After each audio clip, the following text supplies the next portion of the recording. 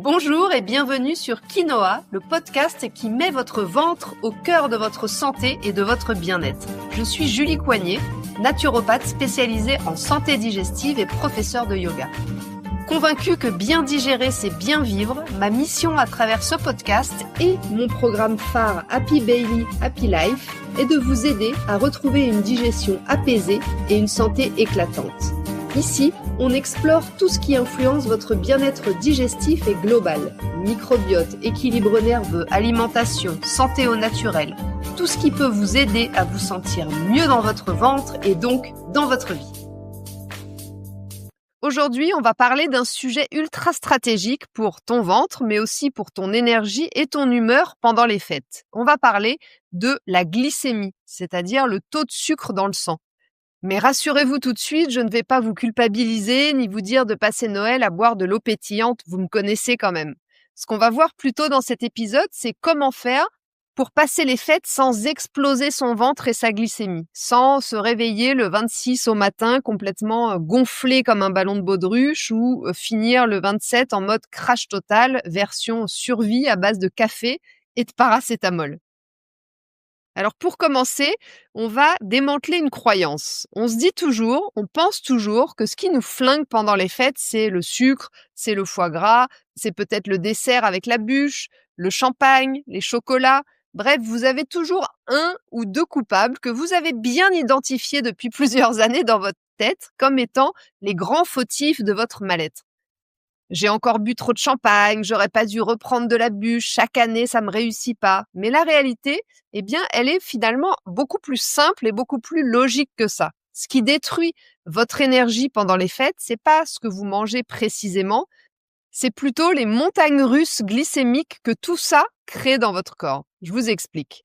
Imagine, tu passes ta journée à courir partout, tu fais les courses pour le dîner parce que c'est chez toi cette année, alors tu finis les derniers préparatifs, les derniers cadeaux à emballer, tu organises pour que tout le monde soit bien. Du coup, eh bien, tu sautes le déjeuner parce que, eh bien, t'as pas le temps et puis tu te dis que ça va t'aider à équilibrer. De toute manière, tu vas tellement manger ce soir.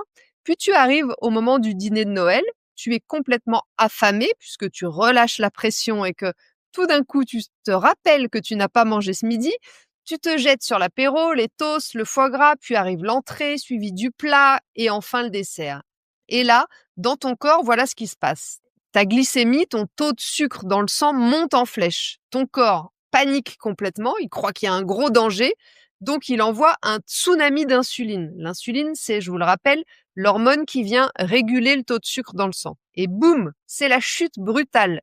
L'insuline envoie l'excès de sucre dans les cellules, dans les muscles ou le stock en énergie de secours, puis en gras, si jamais ça dépasse ce que vos cellules peuvent utiliser, mais en tous les cas, le taux de sucre dans le sang baisse. C'est ce qu'on lui a demandé de faire, puisqu'on ne peut pas vivre avec un taux de sucre trop important dans le sang. Donc, le taux de sucre baisse grâce à toute cette insuline, mais ce qu'il faut savoir, c'est qu'il baisse aussi fort qu'il est monté. Vous voyez le truc?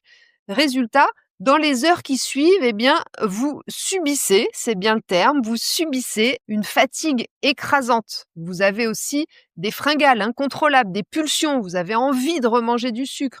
Vous êtes irritable et c'est pas juste parce que votre belle-mère est assise en face de vous au repas de Noël. Il n'y a pas que ça qui vous agace. Vous avez le ventre qui se met à gonfler comme un ballon. Vous pouvez aussi faire de la rétention d'eau et surtout, plus discret mais bien là, il y a de l'inflammation qui s'installe dans votre corps, une inflammation latente qu'on appelle une inflammation de bas grade. Et le pire dans tout ça, c'est que plus ta glycémie chute, plus tu redemandes du sucre pour compenser la baisse puisque tu es en hypoglycémie et donc tu as besoin de sucre pour retrouver de l'énergie. Alors si tu te retrouves dans ce que je viens de dire, eh bien, sache que c'est pas un manque de volonté, c'est pas parce que tu es faible, encore une fois, c'est de la biologie, de la physiologie pure et simple. Ton corps, comme il a trop de sucre, il essaie de te sauver parce que comme je le disais, l'excès de sucre dans le sang est mortel. Il essaie pas de te saboter, c'est toujours ton allié ton corps, je te rappelle. Donc il essaie juste de te sauver en enlevant tout ce sucre qui est en excès dans ton sang. Et donc, il envoie de l'insuline, c'est son mécanisme à lui pour envoyer le sucre dans les cellules, dans les muscles, dans le cerveau, ou alors, comme je le disais, le stocker et le transformer en gras si jamais il y en a vraiment en excès. Mais du coup, pourquoi je te dis tout ça? Parce que Ce que personne ne t'explique souvent, c'est que, glycémie, c'est pas juste lié avec diabète. Souvent, on se dit: «Bon, bah, moi, j'ai pas de diabète, donc la glycémie, c'est pas un sujet, ça me concerne pas». Sauf que non, même si tu n'es pas diabétique, même si tes analyses sont complètement normales, eh bien, si tu as une glycémie qui fait le yo-yo tous les jours, ça peut avoir des grosses conséquences sur ton bien-être, sur ta digestion, bien sûr, mais sur ton bien-être même, en général. Parce que il faut savoir qu'une glycémie qui est instable, eh bien, ça peut augmenter l'inflammation de tout ton corps. Ça va venir aussi fragiliser ta muqueuse intestinale. Donc, vous avez plus de risques de tendre vers une perméabilité intestinale qui va entraîner ensuite tout un tas d'inconfort, d'inflammation et d'intolérance alimentaire. Ça va aussi venir dérégler tes hormones. Donc, si vous avez un syndrome prémenstruel très important, allez jeter un petit coup d'œil du côté de votre glycémie. Ça va aussi perturber votre sommeil. Si vous avez des réveils nocturnes, ça peut venir d'une glycémie qui est instable. Et le plus important pour toi, ça va complètement détruire, perturber toute ta digestion. Une glycémie instable, ça peut littéralement bloquer en fait ta digestion, même si tu manges super bien. C'est pour ça que beaucoup de femmes me disent: «Je fais tellement attention, je mange que du bio, que des légumes et pourtant j'ai toujours mal». Eh bien, en fait, c'est normal parce qu'en fait, on ne vous a jamais appris à stabiliser votre énergie, votre glycémie. On vous a juste appris à surveiller votre assiette et c'est pas toujours la même chose. Donc maintenant, passons aux choses concrètes parce que je sais ce que tu dis, je sais ce que vous vous dites. OK, c'est bien beau tout ça, mais moi, je fais quoi concrètement et particulièrement pendant les fêtes de fin d'année? Eh bien, je vais être assez claire avec vous comme toujours. Vous n'avez pas besoin de vous priver de tout, de refuser une petite part de bûche. Vous n'avez pas besoin non plus de devenir la relou du repas de Noël qui veut rien manger, qui fait attention à tout. Vous avez juste besoin d'une bonne stratégie et vous allez voir que ça va tout changer sans forcément vous priver de tous les petits plaisirs des fêtes de fin d'année. Stratégie numéro 1, ne jamais arriver affamé. C'est le pire que vous puissiez faire. Sauter le déjeuner pour compenser le dîner du soir. Parce que vous allez arriver dans quel état? Eh bien, vous serez affamé, vous serez épuisé, en mode ah, comme un loup qui n'a pas mangé depuis plusieurs jours. Résultat, vous allez manger beaucoup trop vite et beaucoup trop.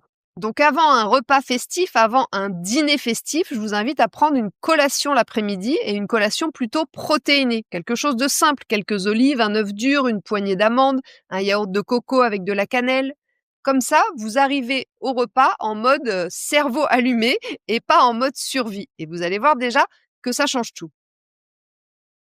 Deuxième stratégie, toujours commencer par le salé. Oui, ça paraît plus logique, mais même si la bûche vous appelle par votre petit prénom dans la cuisine et que vous la ziotez du coin de l'œil, commencez toujours votre repas par des légumes, des protéines et des bonnes graisses. C'est un bon moyen de considérablement réduire le pic de sucre sans forcément enlever le dessert. Vous avez bien entendu, sans forcément enlever le dessert.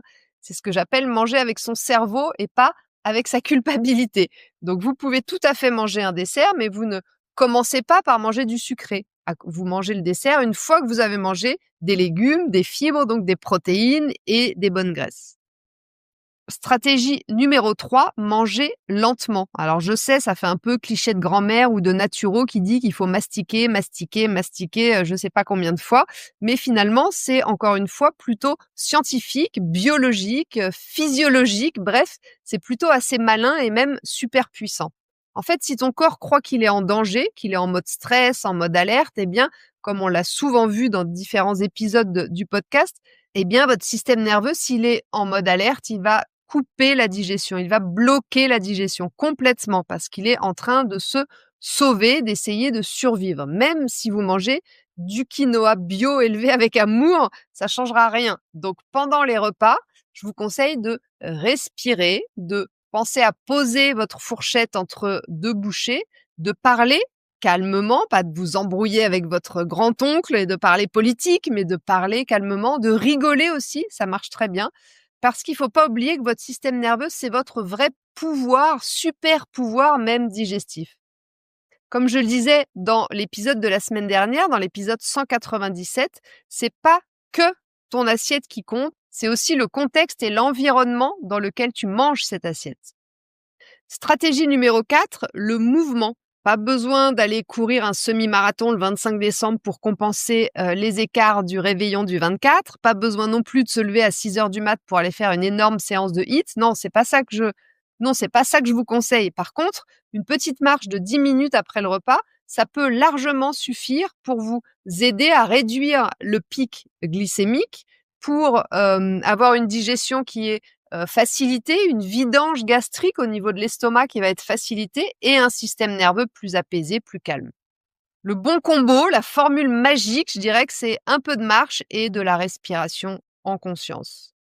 Stratégie numéro 5, on évite le café après le repas. Je sais, ça pique, ça fait mal d'entendre ça, tu adores ton petit café après le dessert, mais voilà la vérité, café plus dessert, eh bien, ça augmente grandement ton pic glycémique. Ça te procure aussi un stress digestif qui est maximum et tu risques un crash dans les 2 heures qui suivent. Donc, attends minimum 2 heures après le repas ou alors passe plutôt aux infusions ou au rooibos qui seront beaucoup plus faciles pour ton système digestif après le repas. Et tu verras que si tu arrives à mettre toutes ces stratégies en place, tu me remercieras le 26 au matin.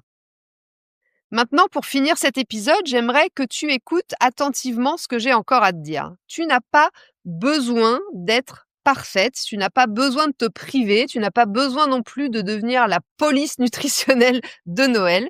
Tu as juste besoin, pendant ces fêtes, de stabilité. Pas de contrôle, parce que le but, c'est pas de survivre aux fêtes, comme je le vois parfois dans certains posts Instagram, comment survivre aux fêtes. Non, l'objectif, c'est pas de survivre, c'est de vivre ces fêtes vraiment, pleinement, mais sans payer la facture pendant 10 jours après, sans te réveiller le 2 janvier en te disant « Oh là là, plus jamais je passe des fêtes comme ça », parce que tu mérites de profiter et tu mérites de te sentir bien, mais sans ruiner ni ton ventre, ni ton énergie. Et avec tout ce que je viens de te donner comme conseil, je t'assure que les deux sont possibles. Alors voilà, si cet épisode t'a aidé, si tu t'es dit « mais pourquoi personne ne m'avait donné tous ces petits conseils avant ?» eh bien, n'hésite pas à faire passer cet épisode à ton entourage. C'est la meilleure manière de diffuser ce message au plus grand nombre et en même temps de soutenir mon travail. Je t'invite aussi à rejoindre la news du vent tous les jeudis par mail. Tu retrouveras le lien dans la description de l'épisode et peut-être à venir échanger avec moi sur Instagram @juliecoignet. Merci d'avoir été là avec moi aujourd'hui. Je te souhaite vraiment de passer de belles fêtes, des fêtes vivantes, sans culpabilité, sans ballonnement, juste toi, complètement présente et je l'espère, légère. En attendant, n'oublie pas que chaque petit pas compte et que c'est aujourd'hui que tu construis ta santé de demain. On se retrouve jeudi prochain pour un prochain épisode de Quinoa.